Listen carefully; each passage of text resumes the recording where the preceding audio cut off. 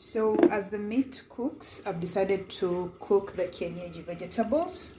Kienyeji vegetables, the ones I'm cooking are Kunde, Mrenda, and Terere.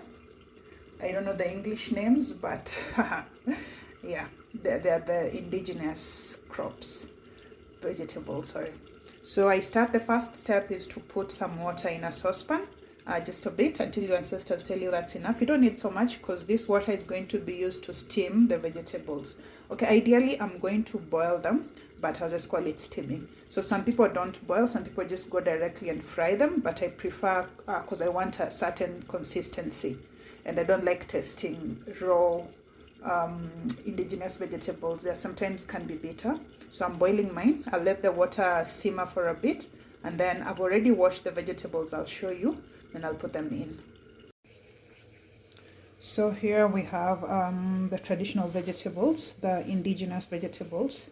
They are washed. I normally wash because here we mostly buy by the roadside, so there's so much dust. I've washed it like twice with a lot of water just to make sure I don't bite stones when I'm eating. Rarely do you find that, but I'm just washing just to be safe. So this is how it looks. So after this, you're going to put it in the water that is simmering. So I'll go ahead and put it in the water that's simmering already. That's my water, it's ready.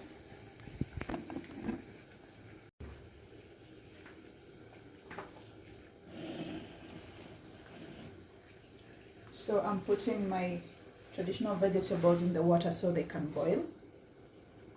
Made sure to remove all the water that I had used to wash.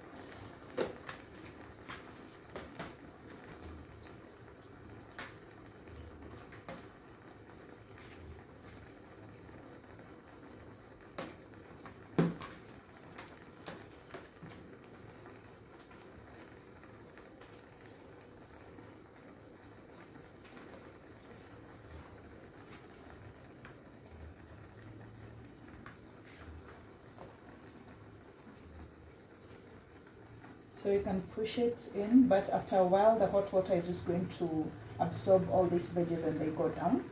I normally use a wooden stick to push it down. So I normally use a wooden stick to push it down. I'll go ahead and push it down. Push it down. So we want it to boil.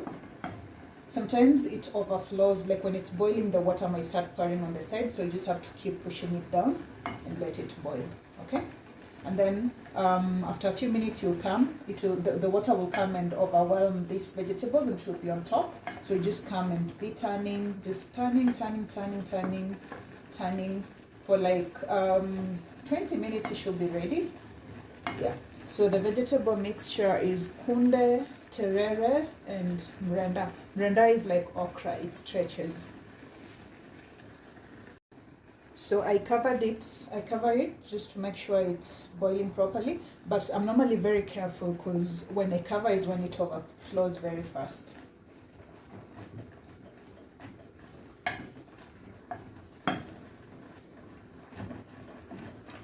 Okay, so I'll cover it.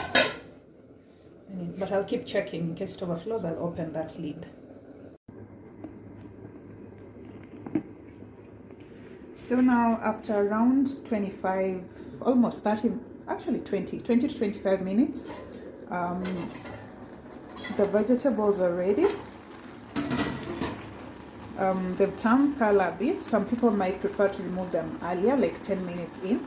But these ones are ready. So what I want to do is fry them, and I'm only going to fry them using an onion. So I'll switch off the fire so I can prepare my onion and saucepan.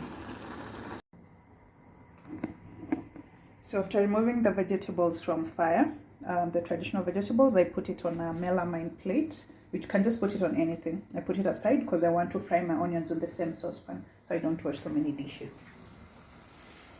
Okay, so I've put quite a considerate amount of onions. I like a lot of onions in my vegetables, and I'm not going to use tomatoes. So yeah, so as I was saying, I don't use tomatoes in my vegetables. So, but you can put some to just make it still adds some taste, but I'm going to use onions only for this case. So that's the amount I'll put. Then I'll get some cooking oil. So I'll just go ahead and add a generous amount of cooking oil because I want the vegetables to soften up. They are soft and a bit slimy because of the Mrenda.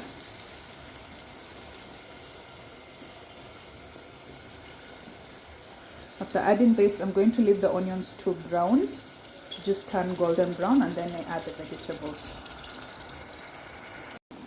So I forgot and put high heat. I moved it from the lower heat and my onions were almost burning. But now they are ready. It's time to put the vegetables back in. So now here I'm just putting them in with the use of this wooden spoon. So they're still soupy. Again, the Mrenda tends to absorb some water in it. You can say to remove all the water or leave some. So I removed some and poured it in the sink.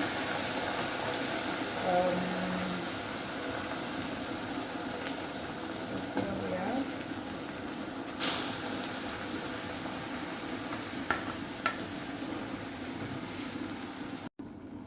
So now that I've already put the vegetables in here, so I just need to stir to mix with the onion, the cooked onion.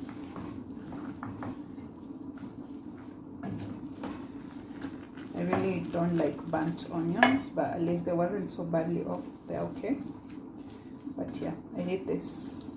I hate a bad sight of onions, so I prefer that beautiful golden brown. But I got distracted a bit, so don't be distracted. Learn from me. This is how our veggies look. Then I'll go in and add some salt. Add some salt.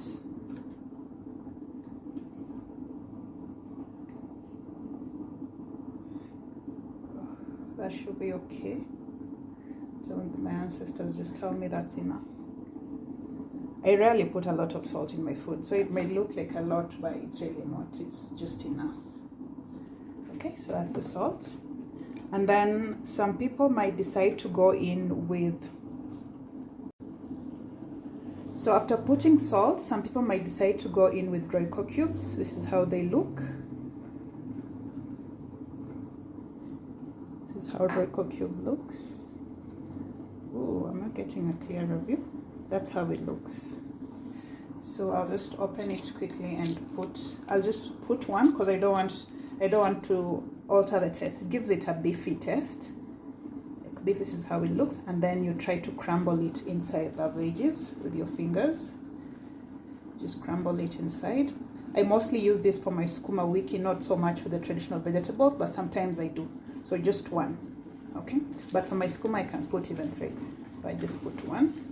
Or you can leave it. You don't have to put that part, so you can just leave it, then continue stirring. So my veggies are well mixed.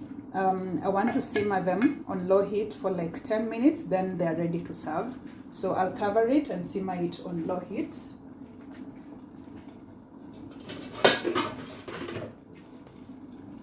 This is how they look.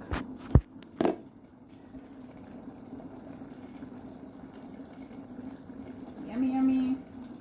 So I'll give it like 10 minutes and then remove them. They're ready to serve. So I'll cover.